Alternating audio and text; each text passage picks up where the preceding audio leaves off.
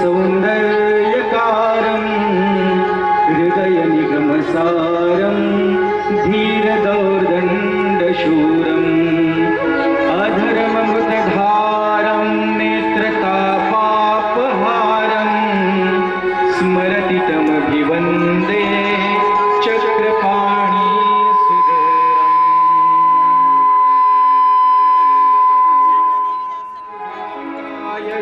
कल्मजं वा नयन श्रवण जिह्वा मानसं वापराधम् विदितं विदितं वा सर्वमेतच्छत्रम् जय जय करुणाब्धे श्रीपते मे मुकुन्दम्। श्रीमूर्तीस गंधाक्षता वेळ समर्पण होत आहे।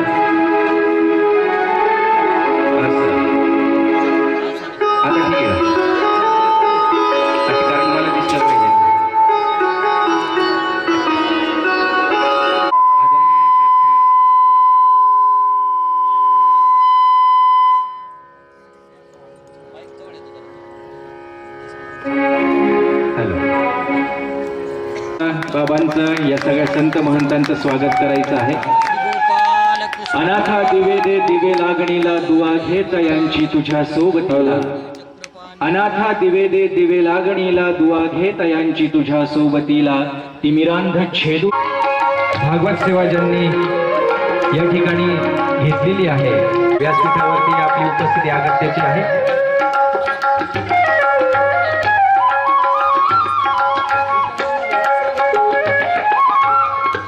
विजय देवीदास पठाडे,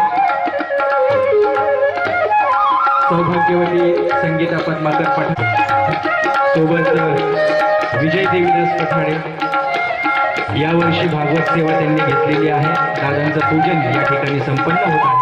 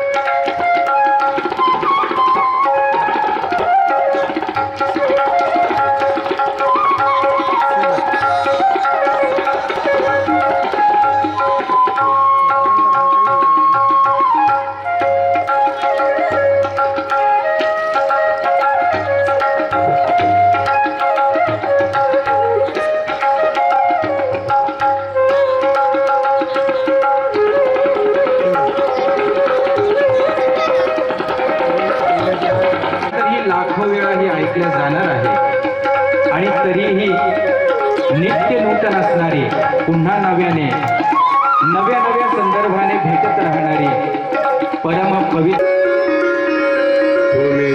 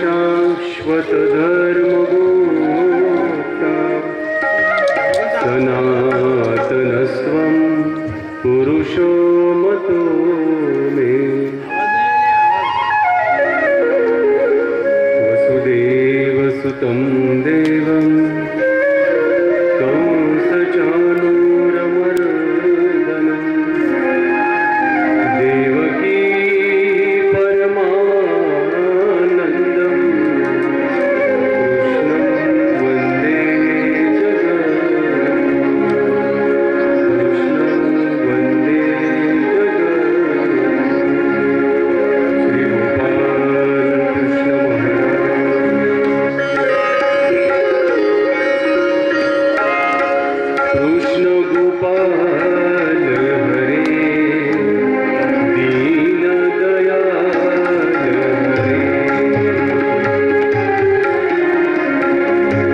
कृष्ण गोपाल हरे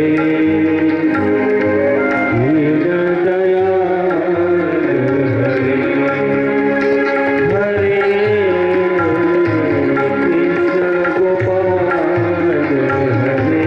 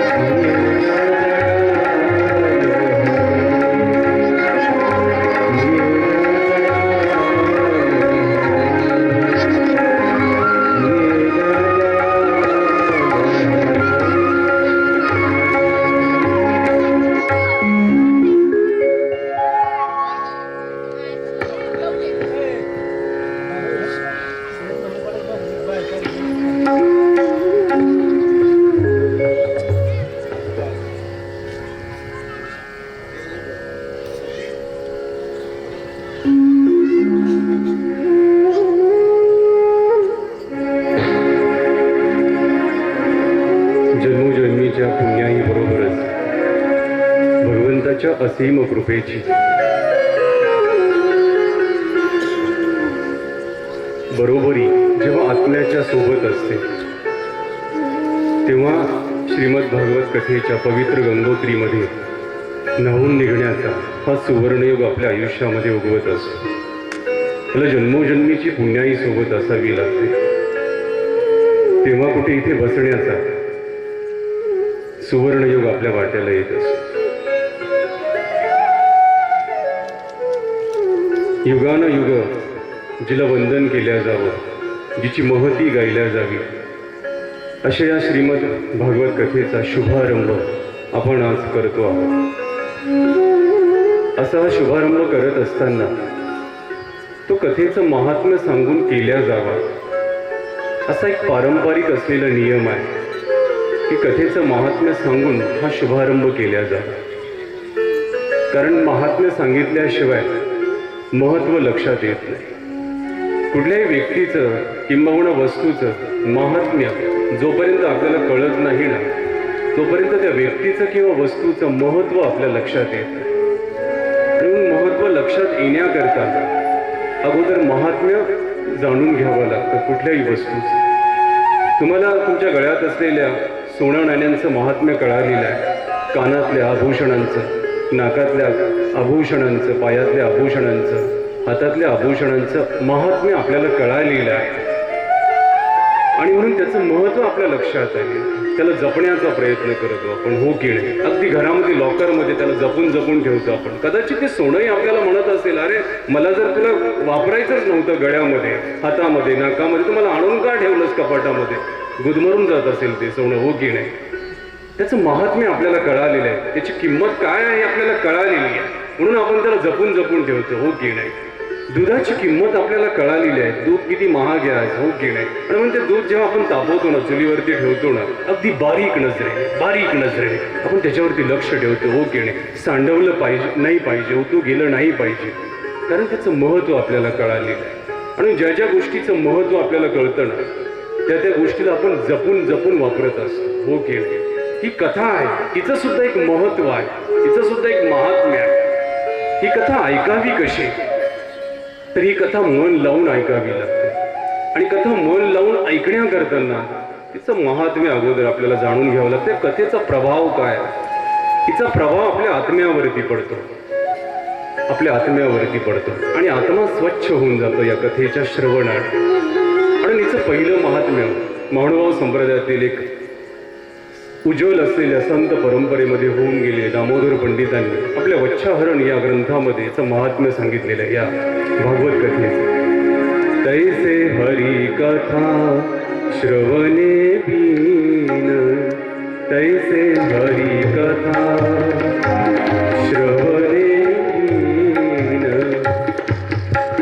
हरी कथा श्रवणे बीन, जीवासी नाही चोखाळले पण, जीवासी नाही चोखाळले पर, करी पर ब्रह्माचे दर्शन, करी पर ब्रह्माचे दर्शन.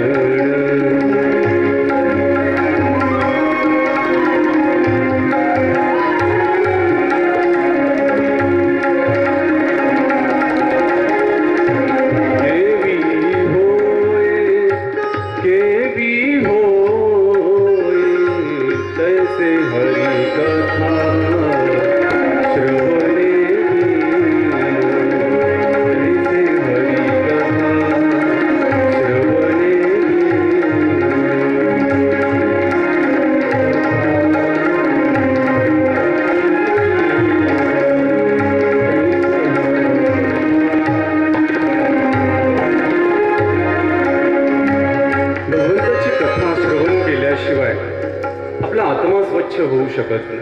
आणि जोपर्यंत आत्मा स्वच्छ होत नाही तोपर्यंत देवाचं दर्शन आपल्याला होऊ शकत नाही. देवाचं दर्शन घेण्याकरताना सुद्धा आत्म्याचं पावित्र्य जवळ असावं लागतं, हो की नाही? तर तुम्ही म्हणाल चला मंदिरात जाऊ दर्शन घेऊ, या डोळ्यांनी त्याचं दर्शन कधीच होणार नाही जोपर्यंत आत्मा पवित्र होत नाही.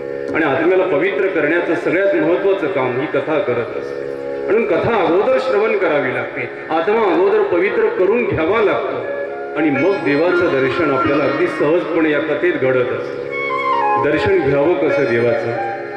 मनाच्या डोळ्यांनी आणि कानाच्या डोळ्यांनी. हे दोन डोळे आहेत आपल्याकडे. कानाचा सुद्धा डोळा होऊ शकतोय दर्शन घेण्याकरता, मनाचा सुद्धा डोळा होऊ शकतोय कथेचं दर्शन घेण्याकरता. म्हणून कानाच्या आणि मनाच्या डोळ्यांनी या कथेचं दर्शन आपल्याला जर घ्यायचं असेल तर आपला आत्मा पवित्र व्हावा लागतो आणि तो कथा श्रवणाने पवित्र होतो. हे या कथेचं महात्म्य आहे. त्याशिवाय पावित्र्य येऊ शकत नाही. इथे आपण जो वेळ देतो ना आपल्या कथेमध्ये, 1 तास 2 तास 2.5 तास, हा वेळ वाया जाणारा वेळ नाही. हा वेळ उपयोगात लागणारा वेळ आहे. प्रपंचात दिल्या जाणारा वेळ हा निश्चितपणे वाया जाऊ शकतो, निश्चितपणे जाऊ शकतो. मात्र इथे दिल्या जाणारा एक क्षण सुद्धा हा कधीच वाया जात नाही. इथे एक क्षणभर जरी आपण बसलो ना, एक क्षणभर तरी सुद्धा आपल्या आत्म्यावरती जी पापांची पुटं साचलेली आहे, जे ओझं झालेलं आहे पापांचं, ते ओझं नाहीसं करून टाकते ही कथा. एक क्षणभर जरी इथे आपण बसलो तरी सुद्धा इथे बसणं महत्वाचं आहे. आणि ते बसण्याकरता कथेचं महात्म्य जाणून घेणं महत्वाचं आहे की कथा का श्रवण करावी, का श्रवण करावी कथा. आपल्याला वेळ घालवायचा म्हणून ही कथा आपण श्रवण करायची असते का? नाही. इथे बसण्याचं एक पुण्य आहे, इथे बसण्याचं एक पावित्र्य आहे. ते बसण्याचं सुद्धा एक पावित्र्य असतं आणि म्हणून कथेचं महत्व अगोदर लक्षात घ्यावं लागतं. नाही तर मग आंधळ्या हाती दिधले रत्नका जैसे बायाची गेले. संत ज्ञानेश्वरांनी सुरेख अशी कल्पना केली. जो माणूस आंधळा असतो ना, आंधळा, त्याच्या हातात कितीही अनमोल रत्न तुम्ही ठेवा, कितीही अनमोल, त्याला त्याचं महत्वच कळणार. कळेल का तुम्ही सांगा? मग ते रत्न वाया जाईल की उपयोगात येईल? आंधळ्याच्या हातामध्ये आल्यानंतर काय होईल? वायाच जाणार ना, कारण त्याच्याकडे डोळेच नाही. रत्न आहे मौल्यवान, रत्नामध्ये चमक आहे, मात्र याच्याकडे डोळे नाही, ते वाया जाणार निश्चितपणे. एक माणूस गाढवावरती ओझं टाकून सकाळच्या वेळेला शहराच्या गावी विकण्याकरता चाललेला होता. मग ते वाळू असेल, सिमेंट असेल, गाढवावरती ओझं टाकलेलं होतं आणि गावी चाललेला होता शहराकडे विकण्याकरता. आता सकाळची वेळ झालेली होती, थोडी आता ऊन आणखी तापलेलं होतं. रस्त्याने चाललेली होती दोघेही जण. गाढव होतं, गाढवावरती ओझं होतं, रस्त्याने चाललेले आहे. चालता चालता अचानक त्याला रस्त्यामध्ये एक झगझगीत असलेला दगड दिसला. ते गाढवावरती ओझं वाहून नेणाऱ्या माणसाला एक दगड दिसले, झगझगीत असले. त्याला मोह अनावर झाला. तो वाकला खाली, तो दगड हातात घेतला. त्याला कळालंच नाही हा दगड नेमका आहे कशाचा. त्याला असं वाटलं फार चमकतोय बा हा दगड, खूप सुंदर दिसतोय. म्हणून त्याने काय केलं, त्या दगडाला एक दोरी बांधली मस्तपैकी छान. अगदी आपण लॉकेटमध्ये हार ओळखतो ना, तशा पद्धतीचा त्याने हार तयार केला आणि तो दगड त्याने स्वतःच्या गळ्यात नाही घातला, त्या गाढवाच्या गळ्यात घातला, दोरी बांधली. गाढव सुशोभित झालं, गाढव अगदी सुंदर दिसायला लागलं. त्यालाही आनंद वाटला त्या गाढवाच्या सोबत असणार कुंभाराला. आता दोघेही जण चाललेले आहेत, प्रवास चाललेला होता. आता सूर्य माथ्यावरती आलेला होता. आता शहर लागलेलं होतं, शहराचं गाव आलेलं होतं. आता सगळ्यात अगोदर सोनारांची गल्ली लागली. तो त्या गल्लीतनं चाललेला होता. एक सोनार बसलेला होता. त्याने पाहिलं हा जो रस्त्याने चाललेला माणूस आहे ना, त्याच्या गळ्यासोबत जे गाढव आहे त्याच्या गळ्यामध्ये काहीतरी चमकत आहे. तो दुकानातनं उठला, 4-10 पावलं बाहेर आला दुकानाची आणि त्याने निरखून पाहिलं. जे गाढवाच्या गळ्यात बांधलेला दगड होता ना, तो दगड नव्हता, तो अनमोल हिरा होता. त्या सोनाराला रावलं, त्याने आवाज दिला, दादा थोडं थांबाल का तुम्ही? तसं धावत त्याच्याकडे गेला, त्याला थांबवलं. त्याला विचारलं, कुठे निघाला? तो इकडे शहरात चाललेला आहे. या गाढवाच्या गळ्यात काय बांधलं तुम्ही? तो म्हणलं, माहिती नाही भाऊ, मी रस्त्याने निघालेलं होतं, रस्त्यात काहीतरी दगड दिसला मला चमकणारा, उचलला, छान वाटला, गाढवाच्या गळ्यात बांधला, गाढव सुशोभित झालं, मलाही आनंद वाटला. तसं तो म्हटलं, विकायचं का तुम्हाला? तो सोनार म्हटलं, विकायचं म्हटल्यावर हा चपापला, एकदम चकित झाला. तो म्हणणार, दगड घेणार हा पहिल्यांदाच मिळतोय मला बाजारामध्ये. मग आता जेव्हा विकण्याची भाषा येते ना, तेव्हा माणूस शहाणा होऊन जातो. तसं तो म्हटलं, केवढ्याला घेणार? केवढ्याला घेणार? तसं सोनाराला वाटलं हा दिसतो खुळा, याच्या अंगरच्या आहेत फाटके कपडे, याला थोडीशी बुद्धी कमी दिसते, परंतु म्हणला 100 रुपयाला देणार का? सोनार म्हटलं 100 रुपयाला देणार का? तसं तो म्हटलं नाही, 200 रुपये जर देत असाल तर देतो. आता त्या सोनाराला वाटला हा मुळात दिसतो खुळा, याला जेव्हा भूक लागेल ना, पैशाची टंचाई भासेल, आपोआप माझ्याकडे येईल आणि 100 रुपये घेऊन मुकाट्यानं हा दगड मला देईल आणि चालता होईल. तो म्हणला नाही, 100 जर देत असशील तर घेतो. तो गाढवाचा जो मालक होता तो म्हणला नाही देऊ शकत. तो पुढे गेला, पुढे निघाला. आता हा अपेक्षेवरती होता पहिला सोनार की परत येईल हा संध्याकाळी, मला देऊन जाईल हा निश्चितपणे. पुढे आणखी एक सोनार होता, पुढे आणखी एक सोनाराचं दुकान होतं. त्यानेही पाहिलं, अरे हा रस्त्याने चाललेला आहे, गाढवाच्या गळ्यात काहीतरी चमकत आहे. तो उठून बाहेर आला, त्याने पाहिलंय दादा थोडं थांब. तोही थांबला. विचारलं ते गाढवाच्या गळ्यात काय बांधलं? तो माहिती नाही, रस्त्याने चाललेलो होतो, चमकदार दगड दिसला, छान वाटलं, बांधला गळ्यामध्ये, गाढव सुशोभित झालं. तसं तो सोनार म्हटलं विकणार का? त्याला असं म्हटलं दगड घेणाऱ्यावर मला सकाळी सकाळी बरेच लोक मिळायला लागले. तोही म्हटलं विकायचं का? हाही म्हणतो विकायचं का? तो म्हटलं हा विकायचं तर आहे मला दगड. तसं तो सोनार म्हटलं केवढ्याला देणार? असं याला असं वाटलं अगोदरच्याला आपण 100 रुपये सांगितल्यामुळे सौदा विस्कटला, तर याला काय आपण जास्त सांगायचीच नाही आता. तसा तो गाढवाचा मालक म्हटला 100 रुपयामध्ये द्यायचा, घेणार का? तो जो सोनार होता ना, तो म्हटलं जमलं आपलं का, जास्त घिसघिस करावीच लागली. हा दिसतो खुळा, फाटके कपडे अंगावरती, डोकंही कमी दिसतं. म्हटलं काही अडचण नाही. त्याने पटकन 100 रुपयाची नोट काढली, त्याच्या हातावरती ठेवली आणि इकडे तो दगड घेतला हातामध्ये, पटकन दुकानात गेला. आता सायंकाळची वेळ झाली होती. त्याच्या परतीच्या प्रवासाला सुरुवात झाली. या सोबत गाढव घेऊन चाललेल्या त्या कुंभाराच्या. तो पहिला माणूस उभाच होता रस्त्यामध्ये, त्याची वाट पाहत. तो पहिला सोनार, त्याला असं वाटलं आता येईल हा, याला भूक लागलेली असेल, निश्चितपणे हा माझ्याकडे दगड परत देऊन टाकेल 100 रुपयात. हा रस्त्याने चालला, त्या सोनारीने आवाज म्हणला हे इकडे थोडं. परत आला. हा म्हटलं अरे तुझ्या गाढवाच्या गळ्यात तो दगड होता, तो दिसत नाही. म्हटलं कोणता दगड? म्हटलं तोच, मी सकाळी जो 100 रुपयामध्ये तुला मागितलेला होता, मात्र तू म्हटला नाही 200 रुपये देत असशील तर मी देईल. चल काही अडचण नाही, घे 200 रुपये. म्हटलं साहेब आता उशीर झाला थोडं. म्हणलं रे उशीर म्हणजे काय? दगड गेला कुठे तो? म्हणलं बस तुमच्यासारखा एक सूटबूट मध्ये असलेला माणूस पुढच्या दुकानात उभा होता, त्याने दगड पाहिलं, त्याला आवडला. त्याने मला विचारलं केवढ्याला देणार? मी त्याला म्हटलं 100 रुपये. त्याने घेतला, अगदी हसत हसत दुकानात निघून गेला. त्याने डोक्यावरती हात मारला. पहिल्या सोनार म्हटलं रे वेड्या, तुला माहित आहे तू सकाळपासून संध्याकाळपर्यंत जे गाढवाच्या गळ्यात घालून फिरत होता ना, तो दगड नव्हता, तो अनमोल हिरा होता, मौल्यवान असलेला हिरा. तुला निर्बुद्ध आहे, तू गाढवाचा मालक आहेस ना, तू सुद्धा गाढव आहेस, तुला अक्कल नाही? इतका मोठा अनमोल हिरा तू 100 रुपयामध्ये विकून टाकलास. त्याचं ते बोलणं झाल्याबरोबर तो गाढवाचा मालक मोठ्याने हसल्याने आपल्या गाढवाला म्हटलं ऐकलंस का, हे साहेब आपल्याला गाढव म्हणतायत. अरे आपल्याला तर माहितीही नव्हतं तो अनमोल हिरा आहे, तरी सुद्धा दगड विकून मी 100 रुपये तरी कमावले. कोण म्हटलं?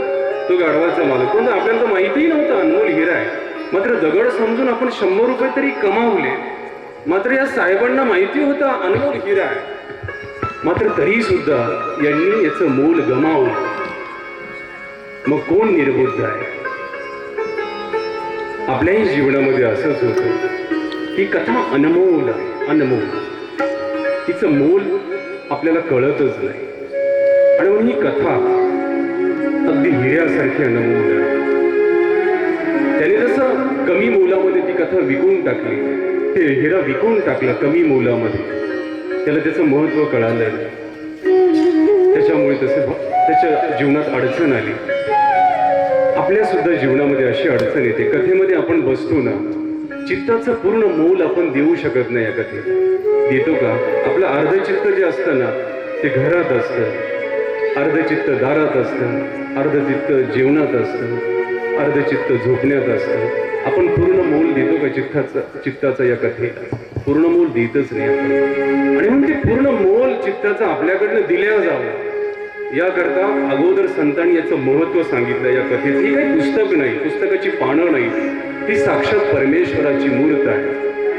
ही भगवत कथा म्हणजे भगवंताची मूर्त आहे. आणि म्हणून हे साधारण पुस्तक नाही, आपल्याला कळालं ना, तर मग ही कथा श्रवण करण्यात एक वेगळा आनंद असतो, वेगळा आनंद असतो. म्हणून याचं महत्त्व संतांनी आपल्याला समजावून सांगितलेलं आहे की ही कथा आपल्याला काय देऊ शकते आणि या कथेतून आपण काय मिळवू शकतो. हृदयाच्या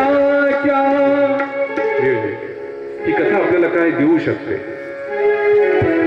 संतांनी आपल्याला सांगितलेलं आहे, प्रीती शौनक चित्ते ते यतोवच. आकाशात उंच उंच पसरलेले वृक्ष होते. या वृक्षांच्या घनदाट सावलीमध्ये हजारो ऋषी मुनींचे मेळावे आलेले होते. हजारो ऋषी मुनी आलेले होते. एका दिवसासाठी नाही, 2 दिवसासाठी नाही, महिनाभरासाठी नाही, अनेक वर्षांसाठी हे सर्व ऋषीजन मुनीजन त्या नैमिषारण्यामध्ये आलेली होती. अनेक दिवसांसाठी उगवणारा प्रत्येक दिवस हा भगवंताच्या चिंतनामध्ये ही सर्व संतजन खर्च करत होते. येणारा प्रत्येक श्वास हा भगवत चिंतनात विलीन व्हावा याकरता प्रयत्न करत होते. अनेक दिवस निघून गेले आणि मग एक दिवस या संतांच्या मांदियाळीमध्ये एका तेजस्वी संताचं आगमन झालं. अत्यंत तेजस्वी असलेले सूत नावाचे ते संत होते. अगदी हळूवार पावलं टाकत त्या संतांच्या दिशेने आलेल्या त्या सूत मुनींच्या तेजस्वी चेहऱ्याकडे पाहिलं. या हजारो संतांनी त्यांच्या डोळ्यांमधून वाहणारा श्रीकृष्ण भक्तीचा ओलावा तो पाहिला. हजारो संतांनी सगळी संत उठून उभी राहिली. एका क्षणाला सगळीजण उठून उभी राहिली. आलेल्या त्या सूत मुनींना प्रणाम केला. सगळ्यांनी अगदी मुक्त मनाने प्रणाम केला. सगळ्यांच्या चेहऱ्यावरती समाधान दाटून आलं. त्या संतांच्या दर्शनाने अगदी समाधान दाटून आलं. अगदी ओंजळी मागणं ओंजळी पुष्पांच्या उधळल्या गेल्या. त्या संतांवरती स्वागत केल्या गेलं. संतांना बसवल्या गेला त्या उंच आसनावरती. आता या ऋषी मुनींच्या मेळाव्यामध्ये वयाने व तपोबलाने ज्येष्ठ असलेले शौनक नावाचे ऋषी होते. ते आता समोर आलेले. अगदी नम्रपणे त्या संतांच्या समोर बसलेले आहे. त्यांना अगदी टिळा लावला आपल्या हातांनी. त्यांच्या गळ्यात पुष्पांची माळ घातली. त्यांचे चरण धुतले आणि नम्रपणे डोळ्यात भगवंताच्या कथेबद्दलचं प्रेम जमा करून समोर बसलेले हे शौनक ऋषी त्यांना प्रणाम करतात. हे मुनीवर, आपण आज इथे आलात. आज आम्ही कृतकृत्य झालो. आमच्या जन्मोजन्मीची पुण्याई आज फळाला आलेली. आपण इथे आलातच. आपण श्रीकृष्ण कथा सांगण्यामध्ये अत्यंत निपुण आहात अशी आपली ख्याती आम्ही आजपर्यंत ऐकत आलेलो आहोत. आणि आज आपलं प्रत्यक्ष दर्शन झालं, आपली भेट झाली. खरोखर ही भगवंताने आम्हा संतांवरती केलेली सगळ्यात मोठी कृपा आहे की आज आपली भेट आम्हाला झालेली आहे. आज आम्ही सर्व संतजन तुम्हाला प्रार्थना करतो, विनंती करतो की अशी एखादी कथा तुम्ही आज आम्हाला श्रवण करवाल का, की जी कथा श्रवण केल्यानंतर कानांबरोबर मनाचं सुद्धा समाधान होऊ शकेल. कानांना तर समाधान मिळेलच, मात्र मनालाही जन्मोजन्मीचं समाधान मिळेल अशी एखादी कथा आम्हाला श्रवण करवाल. मनाला समाधान मिळावं म्हणून तर आपण सगळ्या गोष्टी करतो ना संसारात. जास्तीत जास्त पैसा कमवतो कशा करता, मनाला समाधान मिळावं. जास्तीत जास्त उंच इमारत चढवण्याचा प्रयत्न करतो कशा करता, मनाला समाधान मिळावं याकरता. जास्तीत जास्त जमीन जुमला वाढवण्याचा प्रयत्न करतो कशा करता, मनाला समाधान मिळवण्याकरता.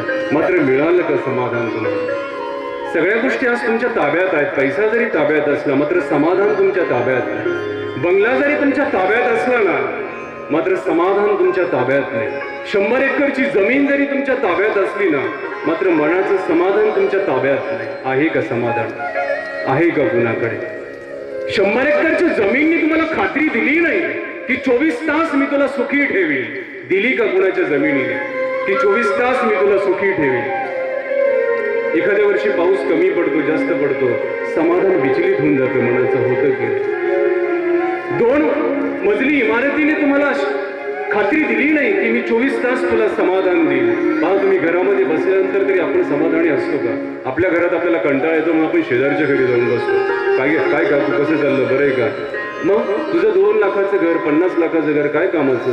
जर त्याच्यात तुला 24 तास समाधान मिळत नसेल तर मग तू शेजारच्या घरी कशाला जातो? 50 लाखाच्या बंगल्यातही आपल्याला समाधान मिळेलच याची खात्री नाही. तो बंगलाही म्हणतो मी नाही देऊ शकत तुला 24 तास समाधान. बँकेतला बॅलन्स सुद्धा खात्री देऊ शकत नाही की मी तुला 24 तास समाधान देईल, सुख देईल. नाही देऊ शकत. मात्र भगवद्गीता तुम्हाला सांगते, भगवंत सांगतात, मच्चित्ता मद्गत प्राण बोधयंत परस्परम कथयंत मां नित्यं तुष्यन्ति च रमन्ति च. भगवंत सांगतात, माझी कथा तुला 24 तास समाधान देऊ शकते, 24 तास. मात्र केव्हा? जेव्हा तुझं चित्त तू माझ्या चरणावरती ठेवशील तेव्हा. ठेवतो का आपण चित्त? आपण चित्त धनाच्या जागेत नेऊन ठेवतो, आपण चित्त घराच्या जागेत नेऊन ठेवतो, आपण चित्त जमिनीत नेऊन ठेवतो. मात्र चित्त आपण कथेत आणून ठेवतो का? नाही ना ठेवत आपण. चित्त मागितलं देवाने आणि खात्री दिली, ज्या क्षणाला तुझं चित्त तू मला देशील ना, त्या क्षणापासून तुझ्या सुखाला सुरुवात होईल. होते की नाही सुरुवात? पहा तुम्ही, आज चित्ताची एक गंमत असते. तुम्हाला सांगतो, आपल्या चित्ताची एक गंमत असते. आपलं चित्त पाहत सुद्धा असतं, आपलं चित्त ऐकत सुद्धा असतं, आपलं चित्त बोलत सुद्धा असतं आणि आपलं चित्त अनुभवत सुद्धा असतं. मात्र काय? जिथं याचं मन रमतं चित्ताचं. पहा तुम्ही, जर धनामध्ये तुमचं मन रमलं ना, धनामध्ये चित्त जर ठेवलं तुम्ही, तर 24 तास तुम्ही पैशाच्याच गोष्टी बोलणार. हां, त्याचं कसं झालं, त्याला किती फायदा झाला, समृद्धी हवी त्याच्या जागेतून गेला, मग त्याला किती फायदा झाला. हो की नाही? जेव्हा चित्त धनामध्ये उतरतं तेव्हा धनाबद्दलच बोलतं, धनाकडेच पाहतं, धनाबद्दलच ऐकतं, धनाबद्दलच अनुभव करतं. हो की नाही? एक माणूस असा तलावात पडला, लोकांची गर्दी झाली. त्या गर्दीतून एक मुलगा आला, सुई केला, अशी सुळी घेतली पाण्यामध्ये, त्याला बुडणाऱ्याला उचललं, वाचवलं, काठावरती आणलं. लोक चकित झाले. तो वाचला याचं लोकांना समाधान नाही वाटलं. मात्र ज्याने वाचवलं ना, तो गावातला सगळ्यात भित्रा माणूस होता, सगळ्यात भित्रा माणूस. लोकांना याचं आश्चर्य वाटलं की यांनी उडी मारलीच कशी याला वाचवण्याकरता. त्यालाच बाजूला घेतलं. 4-10 लोकांनी म्हणले, अरे तू इतका मोठा भित्रा माणूस, मात्र याला वाचवण्याकरता उडी कशी मारली तू पाण्यामध्ये? तेवढे त्याचं काय येतात त्या, त्याच्याकडे माझे 500 रुपये उधार आहेत आणि तो जर बुडाला असता ना, माझे 500 बुडाले असते, म्हणून मी उडी मारली. एवढी हिंमत येते कुठून? चित्त जेव्हा तुम्ही धनात ठेवलेलं असतं ते उडी मारायला लावतं की नाही? चित्त जर सत्तेमध्ये असेल ना, अमकं पद मिळालं पाहिजे, तमकं पद, कायम डोळ्यापुढे खुर्ची दिसते, कायम कानावरती आरोळ्या पडतात, जिंदाबाद जिंदाबाद. हो की नाही? होतं की नाही? एक असं प्रचार सभा होती. प्रचार सभेच्या अगोदर, मतदानाच्या अगोदर एका मंत्र्याने आपले डोळे दान केले एका मुलाला. आपण निवडून यावं पटकन म्हणून. लोकांना वाटेल कसं मंत्री भाऊ, आपले डोळे स्वतःचे दान करून टाकले. 14 वर्षाच्या मुलाला डोळे दान केले त्यांनी. वावा झाला, गजावजा झाला, गजबज झाली सगळीकडे. मात्र आश्चर्य असं घडलं की ज्याला डोळे दान दिले ना त्या मंत्र्यांनी, ते पोरग सारखं खुर्चीकडे बघायचं, असं बघायचं खुर्चीकडे सारखं. जेवणाच्या ताटाकडे पाहत नव्हतं, झोपण्याच्या पलंगाकडे पाहत नव्हतं, खुर्ची दिसली का बघत राहायचं एकटक असं. ते घरचे म्हटले, काय विचित्र प्रकार झाला बघ, ते मंत्र्यांचे डोळे आणले आणि सगळं खुर्चीकडेच पाहते सारखं. ते डोळे परत करावे लागले त्यांना. चित्त ज्या जागेवरती असतं ना, तिकडेच ते पाहतं, त्याबद्दलच ते ऐकतं. हो की नाही? आणि चित्त जर आपण भगवंताच्या चरणावरती ठेवलं ना, मग आपण कथेबद्दलच बोलणार देवाच्या, आपण देवाच्या कथेबद्दलच ऐकणार. ही चित्ताची किमया असते. आणि म्हणून भगवंत सांगतात, मच्चित्ता मद्गत प्राण, तुझं चित्त माझ्या चरणावरती ठेव, मग बघ. तुझं बोलणं सुद्धा मी असेल, माझी कथा असेल, तुझं ऐकणं सुद्धा माझी कथा असेल, तुझं अनुभवणं सुद्धा माझी कथा असेल. आणि बस याचा परिणाम असा होईल की तुला नेहमी सुख मिळेल, तुला नेहमी शांती मिळेल, तुला नेहमी समाधान मिळेल. मिळतं की नाही? पहा तुम्ही, कथा तीच आहे. 5,500 वर्ष होऊन गेली, कथेत बदल झालेला नाही. ऐकणारे संपले, मात्र कथा आहे तीच आहे. मात्र कधी कथा आपल्याला जुनी वाटली का? ती कथा कधीच जुनी होत नसते. सांगणारे जुनी होती, मात्र ऐकणारे जुनी होती, मात्र कथा कधीच जुनी नसते. तिचं मूल्य कधीही घसरत नाही. आपण मोबाईल घेतो ना दुकानामध्ये, बस 1 महिना मोबाईल घरात राहतो, परत तुम्ही विकायला जा त्या दुकानामध्ये, 5-10 हजारांनी किंमत उतरलेली असते त्याची. उतरते की नाही? मात्र कथेची किंमत कधीच उतरत नाही, दिवसेंदिवस वाढत जाते. श्रीकृष्ण कथा तीच आहे, कंस तोच आहे, बलराम दादा तेच आहे, कालिया तोच आहे, इथे कुठेच बदल झालेला नाही. रुक्मिणी तीच आहे, सत्यभामा तीच आहे. मात्र परत परत ऐकावीशी वाटते आपल्याला, परत परत ऐकावीशी वाटते. का? कारण त्याच्यामध्ये मूल्य आहे, काहीतरी शाश्वत मूल्य आहे, ज्याची आपल्या चित्ताला गरज आहे. चित्त शांत होतं ही कथा ऐकल्यानंतर. बाकी जगातल्या कुठल्याच गोष्टीने आपल्याला खात्री दिलेली नाही निरंतर सुख देण्याची जी या कथेने दिली आहे. म्हणून संत कबीरांनी वर्णन केले आहे, जो सुख पाओ हरि भजन में वो सुख नाही अमी, मन लागा पिरोया फकीर में, मन लागा पिरोया फकीर में.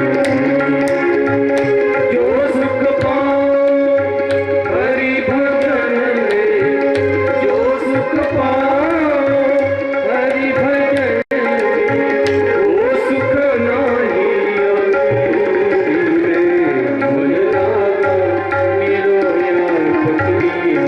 टाळ्या वाजवा सर्वांनी. मन लागा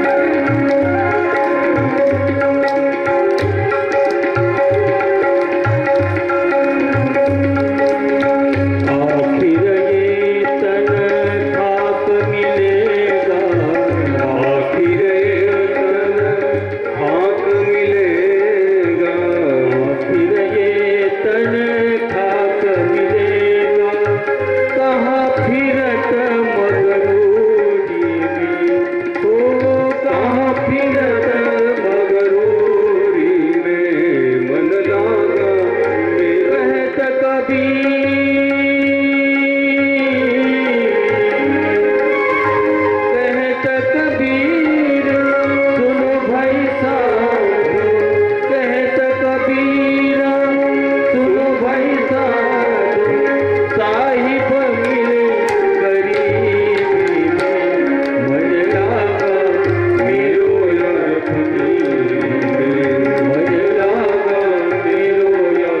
फकीर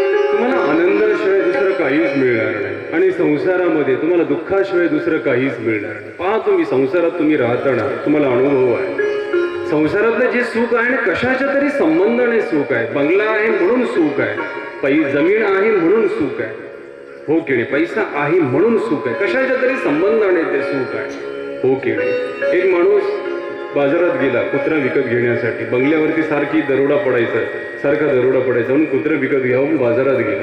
10,000चं कुत्रं विकत घेतलं, 10,000. आला कुत्र बांधलं दारात, संध्याकाळी झोपलं निवांत. मात्र गंमत अशी झाली की त्या दिवशी सुद्धा त्याच्या घरावरती दरोडा पडला आणि दुप्पट पडला पहिल्यापेक्षा. वैतागला. तो म्हटलं चिडला. तो म्हणलं इतकं 10,000चं कुत्रं मी आणलं तरी सुद्धा घरावरती दरोडा कसा पडलं. परत आला त्या कुत्र्या विकणाऱ्याकडे. म्हणजे अरे 10,000चं कुत्रं मी विकत घेतलं तरी सुद्धा घरावरती दरोडा पडला. तुला काही कळतं का? इतकं महागाचं कुत्रं आणि ते भुंकलं का नाही? तो म्हणलं साहेब तुमची काहीतरी गफलत झाली. तो म्हणलं कसली गफलत? अहो मी तुम्हाला सांगायचं विसरलो. या कुत्र्याबरोबर 5,000चं कुत्रं आणखी विकत घ्यावं लागतं याला जागं करण्यासाठी. ते 5,000चं कुत्रं तुम्ही घेऊन जाईल. जेव्हा चोर येतील ना हा भुंकेल मग हा जागा होईल आणि मग तो हे करेल. संसारातली सुख अशी आहे, पराधीन आहेत सुख सगळे. पैसा आहे म्हणून सुख वाटतं, जमीन आहे म्हणून सुख वाटतं. ते गेलं की दुःख. पैसा खर्च झाला की दुःख हो की. आणि म्हणून कथेचं जे सुख आहे, कथेचा जो आनंद आहे हा कशावरती आधारित नाही. तुम्ही जेव्हा जेव्हा कथा ऐकता ना आनंदाशिवाय तुम्हाला दुसरं काहीच मिळू शकत नाही. आनंदाशिवाय आणि आनंद देणारी ही कथा आहे. त्या हजारो ऋषीमुनींनी प्रश्न केला त्या सूत मुनींना की अशी एखादी कथा आम्हाला श्रवण करवाल का की जी कानांबरोबर मनाला सुद्धा समाधान देऊ शकेल, जन्मोजन्मीचं समाधान. बस त्यांचा प्रश्न तो ऐकला आणि त्या क्षणाला गदगदले ते सूत ऋषी गदगदले. त्यांच्या चेहऱ्यावरती ओसंडून वाहणारी ती भगवत कथा श्रवणाची उत्कंठ त्यांना जाणवली आणि त्यांनी अभिवचन दिलं, हे मुनिजन हो, संत जन हो, आज अशी एक कथा मी तुम्हाला श्रवण करवे की जी कथा श्रवण केल्यानंतर संसार भयाचा नाश होऊन जातो. संसार भयाचा नाश करते ही कथा. संसारातलं सगळ्यात मोठं भय कुठलंय कोणी सांगू शकतं का? सगळ्यात मोठं भय कुठलं आहे संसारामध्ये? कुठलं भय आहे? मृत्यूचं भय सगळ्यात मोठं भय आहे संसारात हो की नाही? भले भले लोक घाबरतात त्या मृत्यूला, घाबरतात की नाही? मृत्यूचं भय सगळ्यात मोठं भय आहे संसारातलं. कुणालाही मरावंसं वाटत नाही, सगळ्यांना जगावंसं वाटतं हो की नाही? कोरोनामध्ये अगदी घरात कोंडून घेतलं आपण 2 वर्ष स्वतःला. का? जगण्याची इच्छा असते, मरावं कोणालाच वाटत नाही. सगळ्यांना भय वाटतं मरण्याचं हो की नाही? सगळ्यांना. एका गावात वर्गणी चालली होती. कशा करता? स्मशानाला कंपाऊंड करायचं होतं, वॉल कंपाऊंड, दरवाजा बसवायचा होता स्मशानभूमी. वर्गणी चालली होती. एका सेठजीच्या दुकानात आली सगळी पोरं वर्गणी जमा करण्यासाठी. मुलं आली सगळी जण. म्हणजे सेठजी वर्गणी द्या. म्हणलं कशा करता? अहो आपल्या स्मशानभूमीला कंपाऊंड करायचं, गेट बसवायचं, कोणी येतं काही पण टाकतं त्याच्यामध्ये. तो म्हणलं अरे वेडे झाली का तुम्ही? स्मशानाला काय गरज आहे कंपाऊंड करण्याची? तो म्हणलं कसं काय सेठजी? मला सांगा सेठजी म्हटले, जे मध्ये आहेत आतमध्ये गाडलेले ते बाहेर येऊ शकत नाही आणि जे बाहेर उभे आहेत त्यांना मध्ये जाण्याची इच्छा नाही. मग कंपाऊंडची काय गरज स्मशानभूमीला? आहे का कुणाला मध्ये जाण्याची इच्छा? कुणालाच इच्छा नाही. आणि जे मध्ये आहेत ते बाहेर येऊ शकत नाही. किती रडत रडत तुम्ही वाटेला हवा, ते येतात का तुमच्या मागा परत हसत हसत? कोणीच येत नाही, आलेलं नाही आजपर्यंत. सोडलं मग काय गरज आहे कंपाऊंडची? कुणालाही मरावंसं वाटत, सगळ्यांना जगावंसं वाटतं हो की? मृत्यूचं भय असं भयानक आहे. आपल्या प्रत्येकाच्या मनामध्ये मृत्यूची रेषा असते. पहा तुम्ही, मृत्यूची रेषा कुणाच्या मनात मोठी असते, कुणाच्या मनात बारीक असते. मृत्यूची रेषा प्रत्येकाच्या मनात असते.